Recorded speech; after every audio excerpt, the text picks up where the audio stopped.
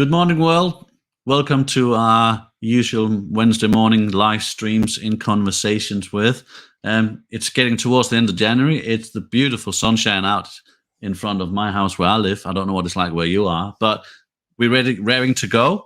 I am very, very happy today because I'm being joined by Steve Bateman. Good morning, Steve. Good morning, Brian. How are you?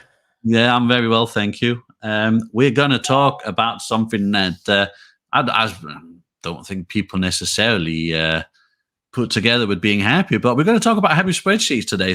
But before we go into that, just tell the world, Steve, who you are, where you're from, what it is that actually makes you do what you do. Okay, so I'm Steve Bateman. I'm from Bristol, but I currently live in Wokingham, just south of Reading. And I do happy spreadsheets. That sounds fantastic. What makes a spreadsheet happy?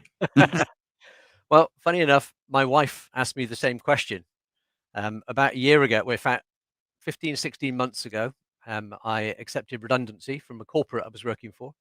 Took 2 or 3 months to figure out what I wanted to do. And then one day I said to my wife, happy spreadsheets. And she looked at me and she said, happy spreadsheets? I said, yeah. She said, spreadsheets can't be happy. I said, no, but the people that use them can be happy.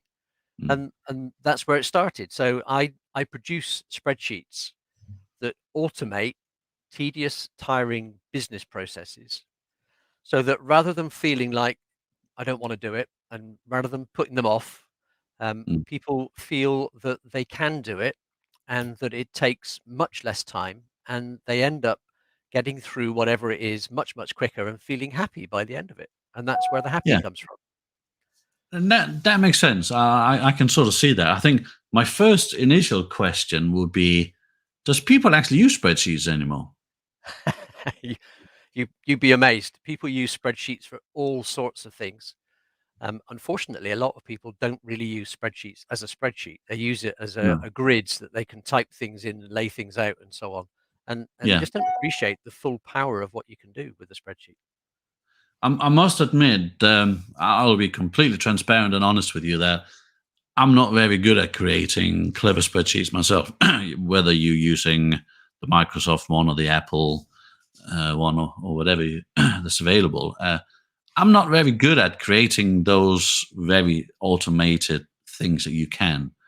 You're obviously going to tell us a lot more about that. But I find personally that the guidance is very hard to come by. So how do you actually create these things? It's not very obvious, is it? No, it's not. And there are some brilliant YouTube channels that we can probably share afterwards with a couple of people in particular that on a regular basis produce videos showing how to use the various spreadsheet features. But that's not where I'm at. I don't tend to broadcast about how to do pivot tables or how to create charts or whatever, because for me that's just the mechanics. The real Okay. value lies in how to do that stuff to save time for people. Okay. Okay. Just before we move on, and just on that note, we are streaming live on YouTube right now, Facebook and LinkedIn. So anyone who sort of joins us and has any questions in regards to spreadsheets and stuff, please fire them into the chat. We'll try and answer them the best as we can. If we can't answer your questions whilst we're live, then I'm sure we'll find an answer and come back to you after. So okay. So that's sort of so you've actually decided you're not going to sort of broadcast how to do it. Correct. Is there any specific reason for that? There are hundreds, probably thousands of people that do that already. And Yeah. the YouTube channels that that I found, they do it so much better than I ever could. Okay. Well, that's. I think that's a fair answer. Absolutely. Yeah. So what's a typical, because this is about pain points, really, isn't it? It's about alleviating pain in people when they're trying to structure and organize themselves in their business, isn't it? So what's a typical pain point that you see that you can make a difference with? So let me answer that by giving an example of a happy spreadsheet that I produced for a business owner. So the business, it's a virtual receptionist service. If you sign up for the business, you get a phone number that you can give to your clients. And rather than calling you direct, they call the number that you've been given and they get through to a call center. And Yeah. the call center obviously have been briefed about your business, typical questions, that kind of stuff. So they'll answer the question as best they're able. If they need to pass that client or that question on to you, then they can connect that client to you real time, or they can take a message and kind of pass the information on to you once the client has called off. It's a business. They have to produce invoices end of every Hmm. month for the clients that are signed up with them. They also have to pay their staff every month. And they were driving both of those processes from the calls that had come in. And the calls were registered kind of behind the scenes in a system. So they had to drag the data out of the system. It came out as what they called comma separated value files, but essentially they're text files. They would Yeah. copy paste those into a proper spreadsheet, and then they would go down and they'd look at they'd have a little calculation off to the side, and they'd look at what was happening, and sometimes it would give a negative number, and they'd hit the delete key and get rid of that negative number, and so on. Bottom line, to produce the invoices for their business was taking up to 5 days at the end of each month. Wow. And that's because of the process they were using and the lack of automation in that process. So we worked together on an Excel spreadsheet. Excel can pull in those CSV files and it can process them in the background, and it can produce an overview of all of their clients and how much each client owed above and beyond the standard rate that they were already paying the company. And I think we timed it end to end. I think it was 20 to 30 clients. Okay. They could produce that overview in less than an hour. And then Well, we that's took it, different from and then 5 days, isn't it? it is a lot different. And then we took it one step further and we added an extra tab in the workbook where they could select a client, and it would produce a list of all the calls that the business had handled on behalf of that client, together with obviously sums down the side, and it all added up to, so this is the extra charge for this month. And Okay. they could do that as a PDF file they could send to the client. In Okay. parallel, it was also calculating how much to pay the agents in the call center, because they were driven off the same data, the same Yeah. information. And again, all of that in an hour to produce the overview, and another hour to produce all the PDFs. Okay. The only thing left then was to produce. Sorry, Brian, I'll No, no, finish in a that's minute. great.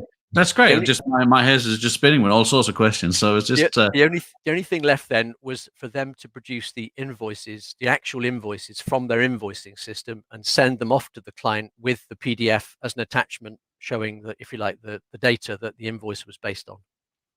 sure. So you just mentioned Excel there. What if people don't have a Microsoft computer? Can you do this in numbers, Google Docs, I or haven't is done it it. just an Excel thing specifically? Yeah, I haven't done it in numbers. So, Okay. but I do have a virtual Mac machine on my Windows laptop that I have used to make sure that a spreadsheet that I produced for a property agency was able to work on both Windows and under Mac OS.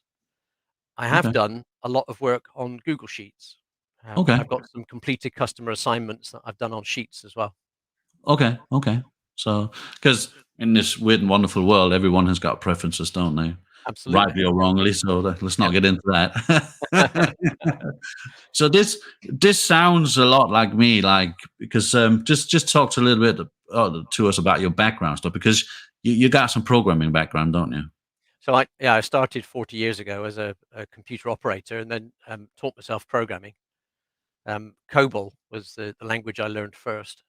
Okay. And then about 35, 36 years ago, I came across Lotus 123, Okay. and it had macros. And then probably about 32 years ago, Microsoft Excel, it had macros, but as a Visual Basic behind, so again, a programming language behind the scenes. Sure. And every job I've had since then, where I find something that is taking me far too long, I'll look for a quicker, faster, easier way to do it with a bit of automation, so that next time I have to do that same job, I've made the upfront investment. I can now do it quicker, faster, easier, maybe a bit of tuning. So the next time it's faster again and again, and so on. So my Yes. background is as a programmer. Yeah. So obviously, it's very similar to when you code something. If you have a library, don't you? So if you build something once, there's no point reinventing the wheel. You take from that Absolutely. library and you amend it to what it is that you need from it. Yep.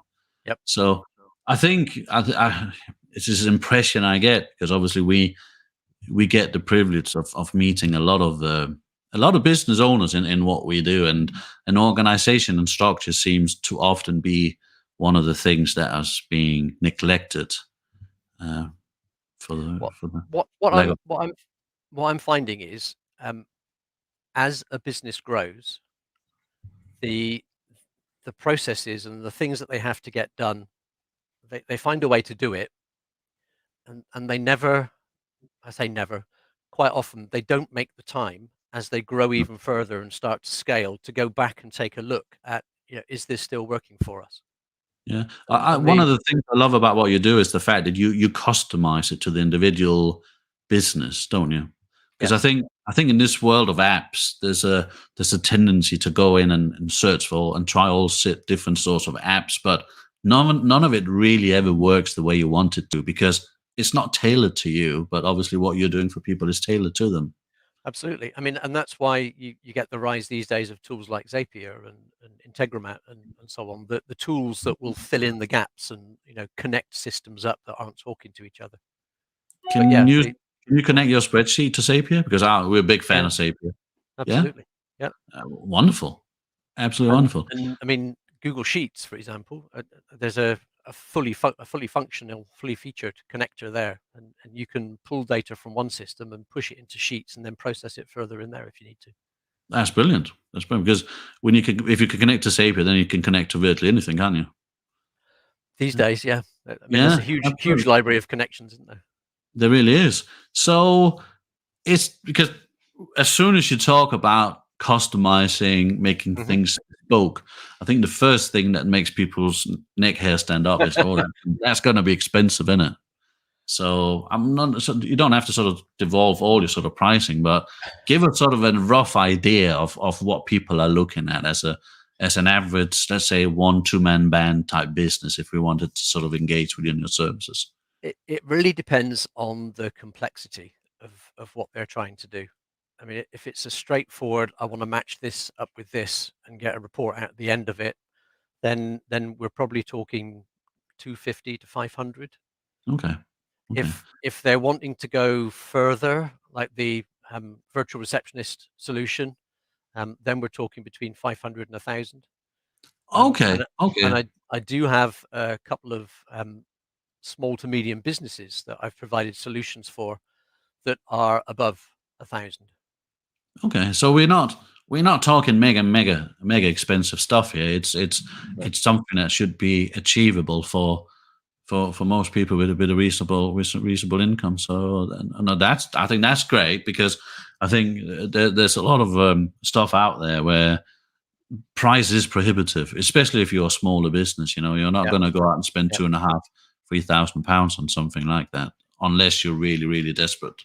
And Uh, if you're going to do that, then typically you go to an application developer, a software house, and you'd actually get an app that's custom yeah, built for your needs.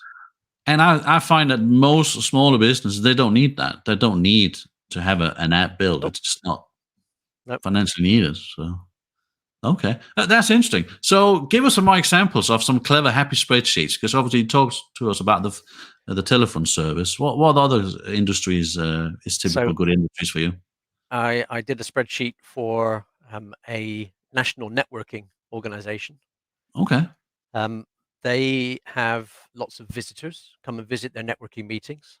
And obviously, what they're looking to do is give that visitor a good experience, and maybe get them to join the network, sign up for additional networking meetings and come along on a yes, regular yeah, basis and so on. absolutely.